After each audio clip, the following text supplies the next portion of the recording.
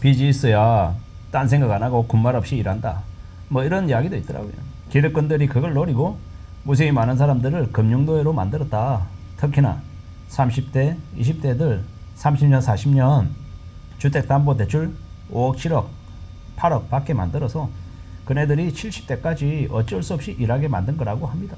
그렇게 주담대 잔뜩 받아서 지내면요, 그만두고 싶어도 그만두지 못하죠. 회사에서 요구하는 일들 군말 없이 비판 없이 시키면 시킨 대로 하는 되게 수동적인 존재가 될 수밖에 없죠.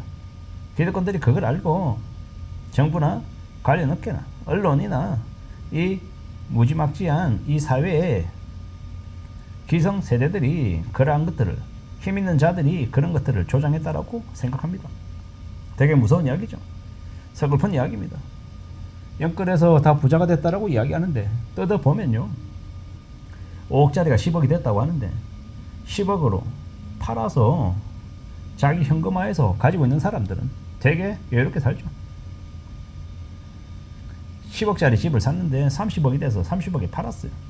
시세 차익을 20억 가량 봤어요. 세금 내고도 되게 큰 돈이, 목돈이 들어와서 그 목돈으로 뭐 예금 이자는 아니면 고비당 우량주를 사든 해서 꾸준한 현금 흐름을 만들어서 여유롭게 사는 사람들이 실제로 있더라는 겁니다. 보통의 사람들은 그러지 못하죠. 막차 타서 비싸게 집을 사서 8억 주고 집 샀는데 알고 봤더니 2, 3년 전에 3억 하던 집이었어요. 근데 8억이라고 생각하고 샀는데 10억 됐다고, 2억 올랐다고 좋다고 생각했는데 지금처럼 대출 막히고 또 시장 분위기 안 좋아지고 하니까 8억이라고 했던 게 갑자기 7억이 돼요.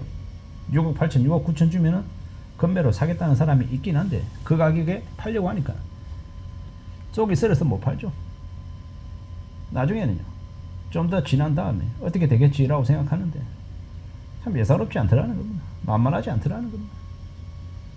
이게 불편하지만 현실입니다. 우리가 살아가는 지금의 상황을 어떻게 좀 다듬어 갈지 궁리해 봐야죠. 따져봐야 됩니다. 생각해야 됩니다. 참 막막하기도 하고 두렵기도 하고 겁나는 것들이 많이 생깁니다. 제가 빚지지 말자고 왜 얘기하겠습니까? 빚을 내고 이자를 내고 원금을 갚아가면 기본적으로 생각하면 좋은 모습이죠. 나쁘지 않습니다. 그런데 이자율이 올라가면 어떻게 되겠습니까? 지금 기준금리가 2.5인데 연말에 2.0까지 내린다는 이야기도 많습니다. 근데 2.0으로 안 내리면요, 물론 2.0이 아니라 2.25까지 내렸어요. 근데 시중금리가 별로 차이가 안 나면요, 어떻게 하겠습니까? 머리가 아픈 거죠. 뭔가 좀 나아질 것 같다, 괜찮을 거다라고 생각했는데 안 괜찮아지면요, 어떻게 하겠냐라는 겁니다. 불편하지만 그게 현실입니다. 우리가 살아가는 시대가 우리의 생각, 우리의 노림과 다르게 흘러가는 경우가 너무도 많기 때문에 너무 안일하게 뭔가를 생각 안 하는 게 좋겠습니다. 금융권들이, 정부가 그렇게 무수히 많은 빚쟁이들을 양산한 이유는 노동력 부족 국가의 시대가 이미 되었기 때문에 그 부족한 노동력을 영끌들이 투잡서리잡해서 노동력을 메꾸라고 하는 속셈이 있지 않았나라는 의심을 해봅니다. 제 얘기가 개소리고 말도 안 되는 소리일 수 있습니다. 근데 지금 현재 현실에서 벌어지는 건요, 빚 갚기 위해서 어쩔 수 없이 남녀가, 부부가 같이 물류센터에서 허덕이며 더 일하는 경우도 많습니다. 되게 고생하면서 사는 사람들이 많다는 겁니다. 겉으로 보이는 이 평온하고 별일 없어 보이는 우리의 삶 이면에는 보이지 않는 곳에서 되게 힘겹게 일하는 사람들이 많더라는 겁니다. 물류센터에서 일하는 사람들, 택배기사 하시는 분들, 청소하시는 분들, 경찰, 소방 일하시는 분들, 무수히 많은 사람들이 우리가 보이지 않는 영역에서 엄청난 고생을 하고 계신다라는 거죠. 동사무소에서 일하는 그 말단 공무원들, 별의별 사람들, 시덥지 않은 사람들의 그 폭언을, 말도 안 되는 요구들을 다 감당하며 살고 있죠. 요새 또라이 같은 사람도 얼마나 많습니까? 제가 참 오늘 아침에 출근하면서 희한했던 게 뭐냐면, 출근할 때마다 보는 되게 나이 든 아주머니인데 되게 옷을 이쁘게 차려입었어요. 근데 꼭 임산부석 옆에 앉아가지고 자기 가방을 임산부석에 톡하니 이렇게 내려놔요. 되게 보기가 거슬려요. 근데 요즘에 그 아줌마가 그렇게 못해요. 왜냐? 임산부석에 자기 가방을 탁 놔두고 있으면 더 나이 드신 할머니와 할아버지가 그 부부 내외가 와서 그 아주머니가 놔놓은 가방을 밀치고 그 자리에 앉아요. 아저씨가. 그러면 이 아줌마가 되게 싫잖아요. 그러면 이제 비껴서서 저기 다른 데로 가버립니다. 별것 아니지만 엄연히 임산부가 앉으라고 한 그 임산부석에 보조시 앉거나 자기 물건을 이렇게 내려놓는 이유는 뭘까요? 뭐 예를 들어서 다른 자리가 다 차있고 임산부석만 이렇게 비어있는데 다리가 아파서 잠깐 앉는다? 뭐 그럴 수도 있다라고 생각합니다. 근데 다른 자리가 다 비어있어요.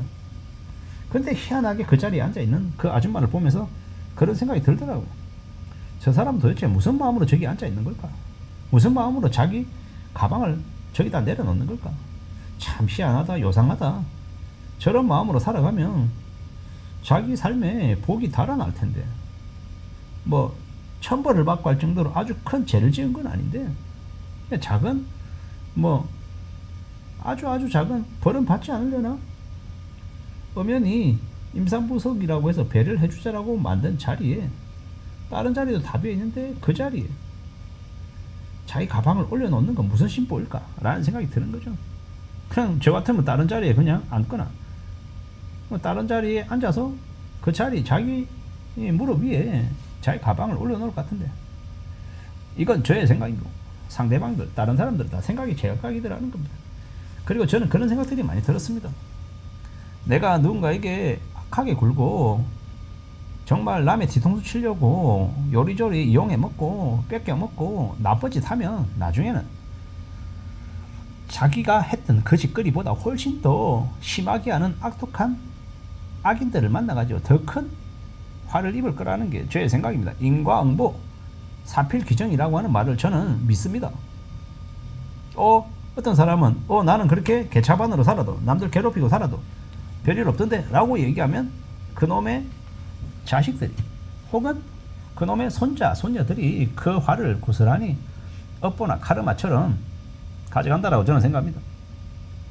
우리가 살아가는 시대에 내가 남들에게 좋게 베풀고 남들에게 공손하게 대하면 그게 있는 그대로 돌아오진 않더라도 어느 정도는 나중에 나에게도 보답을 해준다라고 생각합니다. 너무 악하게, 너무 다른 사람을 궁지로 몰고 괴롭히지 않았으면 좋겠다라는 겁니다. 세상 살다 보면 의도치 않게 남을 괴롭히는 걸 즐기는 그런 악인들을 만나게 됩니다. 최대한 피해야 되는데 피하지 못하는 경우도 있죠. 어떻게 하겠습니까? 지혜롭게 현명하게 잘 견뎌서 지나갈 때까지 기다려야 되는 거죠. 쉽지 않은 이야기입니다. 그러려면요, 비도 안 지고 살아가야 되고 최대한 흑자 인생을 살아야 그래도 견딜 힘이 생기지 않겠나 라고 봅니다. 이상입니다.